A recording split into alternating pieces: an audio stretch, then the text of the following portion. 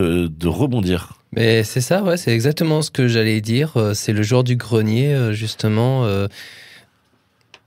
souligne que l'idée de la Dreamcast de pouvoir jouer en ligne est une idée qui a été reprise avec succès par la Xbox, effectivement. Donc voilà, vous voyez que cette console, au moment où elle sort, en fait, elle a quand même pas mal d'atouts. Elle est 2 fois plus puissante. Elle a un modem. Alors, ce qui était aussi intéressant, c'est pour ça que je vous ai posé la question, c'est la manette de la Dreamcast. Elle était un peu particulière puisqu'en fait, dans la manette, vous aviez une carte mémoire en fait qui pouvait être intégrée directement dans la manette.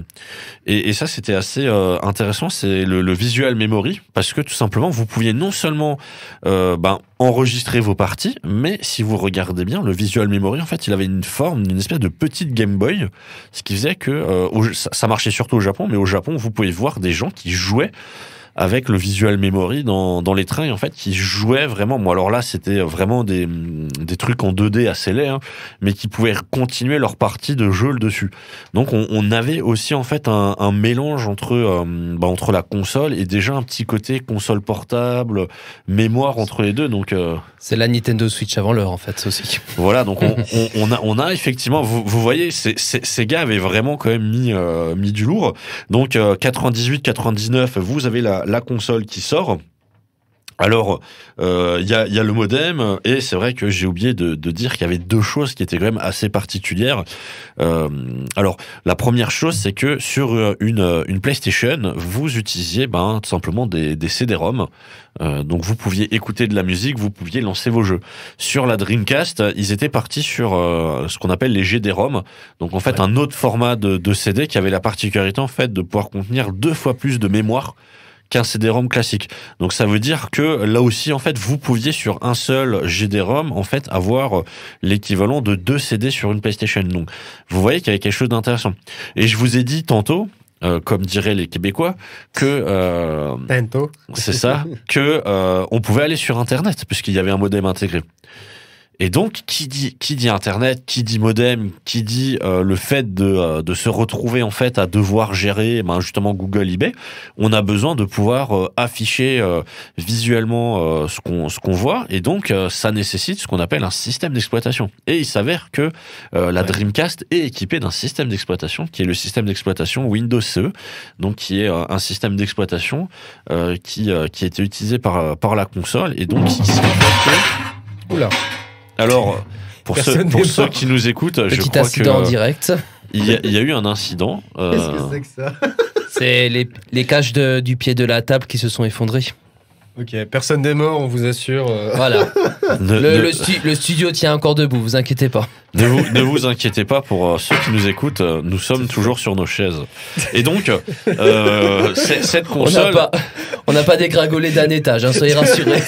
Cette console avait effectivement, en fait, un peu tous les atouts pour réussir. Mais alors, pourquoi n'a-t-elle pas réussi? Tout simplement, comme je vous l'ai dit, c'est la première console de la 6e génération. Donc 5e génération, c'est la Saturn, c'est la PlayStation, c'est la Nintendo 64.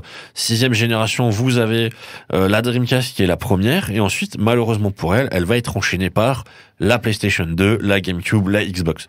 Et c'est en fait principalement la PlayStation 2 qui va tuer la Dreamcast. Alors pour plusieurs raisons. La première raison, comme je l'ai dit au début, c'est qu'il fallait attendre 1 an et plus pour avoir les jeux Dreamcast disponibles hors Japon. Donc c'est-à-dire au Japon ça marchait quand même bien, mais c'est surtout hors Japon, en Europe et aux États-Unis en fait où il y avait vraiment des problèmes. Par exemple, si je prends le jeu Shenmue en France, malheureusement le jeu est sorti 1 an après le Japon, mais n'a jamais été traduit en français. Il était disponible uniquement en anglais. Donc c'est-à-dire que vous pouviez y jouer, mais il fallait se le coltiner en anglais. Alors je ne sais pas si parmi ceux au niveau des années 99-2000 qui jouaient à ça et qui avaient peut-être 15-20 ans, vous aviez des gros niveaux d'anglais, mais voilà, ça pouvait être un petit peu handicapant. Donc, parce que quand vous regardez un petit peu justement le parc ludique de la Dreamcast en termes de jeux, vous vous rendez compte qu'il y a quand même du lourd en termes de jeux qualitatifs. Vous aviez Soul Calibur, Power Stone où vous pouviez jouer à 4, vous aviez Crazy Taxi, vous aviez Jet Set Radio. Jet Set Radio que j'allais dire, ouais, et en plus vous aviez des jeux qui étaient à l'époque des jeux qui là aussi étaient révolutionnaires puisque vous aviez tout un tas de choses nouvelles à découvrir. Après, ce problème de langue ne concernait pas que la Dreamcast, il a toujours concerné toutes les anciennes consoles, parce que moi je me souviens quand j'étais plus jeune, quand je jouais à la NES, la plupart des jeux que j'avais sur NES, même s'ils étaient achetés en France, mais la plupart étaient quand même en anglais. Et c'est vrai que comme tu le dis, quand tu as 6-7 ans, ouais, le niveau d'anglais, voilà, il n'est pas tip-top, à moins de fréquenter tout de suite l'école européenne de Strasbourg, mais voilà. Ouais, pour autant, c'est ça. Enfin, je me permets de te couper. C'est souvent, comment dire, beaucoup de joueurs disent que c'est comme ça qu'ils ont appris l'anglais, finalement. C'est justement en étant exposé, en n'ayant pas le choix et devant comprendre tout de même. Pour le japonais, pareil, hein, souvent c'est mentionné. C'est plus souvent l'anglais quand même, plus facile. Oui, s'il y a cet apport-là, effectivement, ça représente un certain avantage. Après, moi, dans le petit grenier où j'étais, pour faire référence à notre chroniqueur national, bah voilà, le texte, finalement, comme je le comprenais pas, je me prenais pas la tête là-dessus. En fin de compte, je jouais au jeu pour le jeu, sans me préoccuper du scénario ou quoi que ce soit. C'est que plus tard, après, que j'ai vraiment commencé à m'intéresser à l'anglais. Et donc, comme je vous le disais, cette console qui avait vraiment tous les atouts, n'a pas réussi au final à trouver son public pour diverses raisons. Donc, on a vu que les jeux qui sortent un an en retard ne donnaient pas envie aux gens d'y jouer. Il faut aussi dire que on a parlé de la Mega Drive et de la Saturn, l'échec un petit peu de ces deux consoles, puisque la Saturn avait quand même été un assez gros échec pour Sega. La Mega Drive aussi a été un échec, même si elle a été énormément vendue. Mais ce qui a été un échec, en fait, c'est pas la première version de la Mega Drive, ça a été la deuxième version de Sega, dans lequel ils ont voulu rajouter justement un lecteur de CD, dans lequel ils ont voulu rajouter la possibilité de rajouter de la puissance, puisque il y avait le moyen en fait de doubler la puissance de la Mega Drive, puisque la Mega Drive à la base c'est une 16 bits et vous aviez un système qui vous permettait de la passer en 32 bits. Ah oui. Donc ça a été vraiment des échecs, puisque pour les consommateurs de Sega, ça a été malheureusement pour eux l'occasion d'acheter du matériel qui ne pouvait pas rentabiliser, puisque là aussi en fait les jeux ne suivaient pas, à part 4-5 jeux qui pouvaient être utilisés, il n'y avait pas de vrai intérêt. Et donc on a la Dreamcast qui est quand même vendue au final à 8 millions d'exemplaires. Alors il faut savoir que la production s'est arrêtée définitivement en novembre 2001.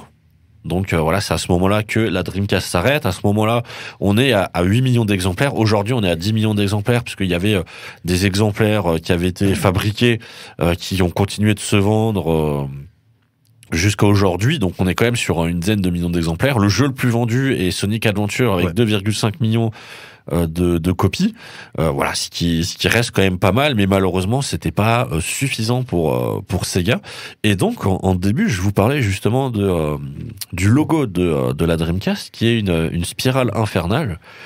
Et alors pour ceux qui connaissent un petit peu l'histoire, vous savez que justement 2001, ça a été non pas l'Odyssée de l'espace, mais ça a été en fait la fin pour Sega de l'aventure hardware.